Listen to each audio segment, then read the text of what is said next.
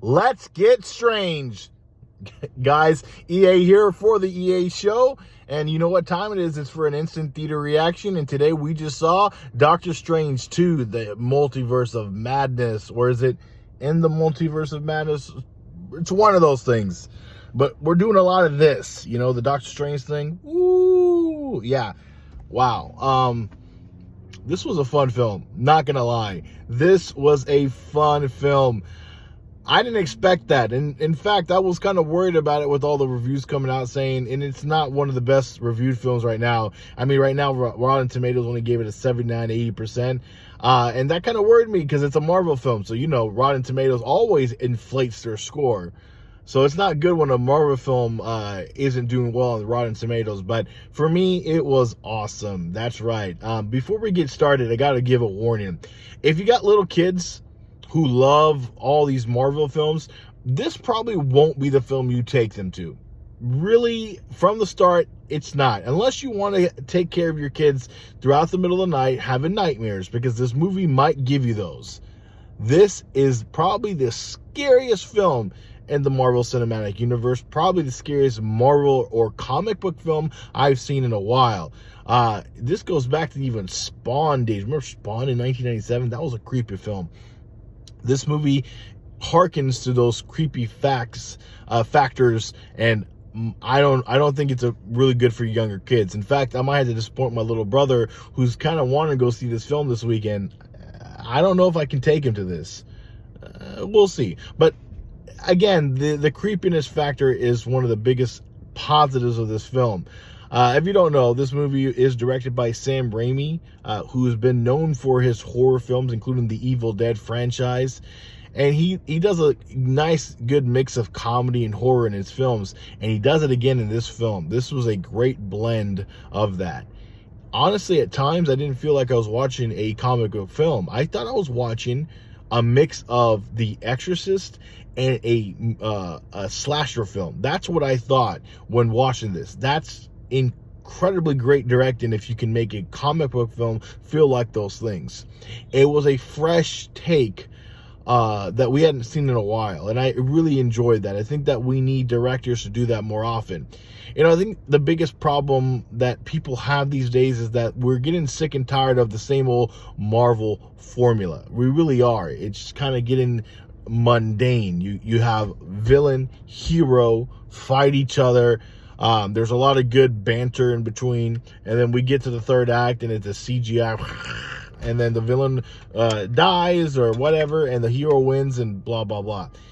We finally got a break from that, and I think Sam Raimi, with all his credit, has put out a film that's a little bit different. Of course, you're still going to have the signature hero stuff that you see from the MCU, but I think they did enough in this film to change it up that I think that you're going to enjoy this film. Really, and again, the horror aspects of this film are probably the best thing about it. Another thing, the visuals. They are stunning. It's a little bit trippy, so if you're high or on LSD or acid, maybe it's a good thing, I don't know, but be warned that it's a pretty trippy film. A little more trippier than the first Doctor Strange film that we saw. Telling you, it is crazy. At points you're just wondering, like, what is going on? It gets a little bit wacky. The storyline does get a little bit choppy, but it works out in the end, so don't worry about it. If you're in the middle of the film kind of like a little confused, it will start to make sense towards the end. The breakout star is not Doctor Strange, though. It's not Benedict Cumberbatch in his acting, though he did a great job. It's not Benedict Wong or Rachel McAdams. It's Elizabeth Olsen. She delivers a top-notch performance. And that's great to hear, because you want to see people who are not the top-billed cast perform.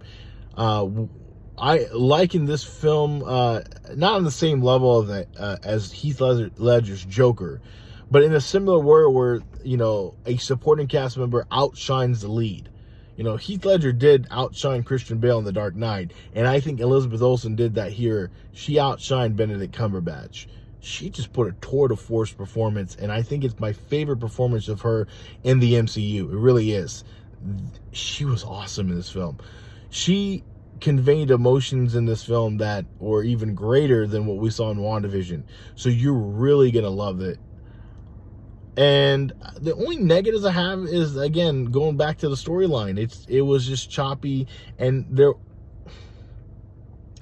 we have a lot to deal with because of where we are in the MCU, and they're jam-packing it in. And this movie is too short. It's a shorter film. It's only, I think, roughly about 2 hours, and I don't think is enough time for all the storyline that's going on. And for all the characters that are in this film, you really don't get an emotional depth with a lot of people. Again, that's why I think Elizabeth Olsen gets the best performance, is because the film kind of focuses on her story arc than anybody else's. And that kind of sucks because the movie is about Doctor Strange, and yet you don't get a really good story arc with him. It's kind of weird, isn't it? I think that would be the only negative. And again, that negative is small because overall I still enjoyed the film. It is a great popcorn flick. Go watch it in theaters. I always implore you go watch these movies in theaters. But this is a perfect film. Go take it out. A great date night film. It honestly is one of my favorite MCU films right now. Like, that's how much fun I had with it. Now, of course, I'm saying this right out of the theater, so I could be just being a little bit living in the moment here, but honestly, go see it. You'll see why. You'll see why this film is one of my favorites now. So again, I give it whatever rating scare I give it. Go see it. That's all I gotta say. Go see Doctor Strange 2 in the Multiverse of Madness. And of course, check back to this channel, the EA Show. We got more videos coming up soon. This channel is about to explode. Subscribe and like, and I'll see you next time.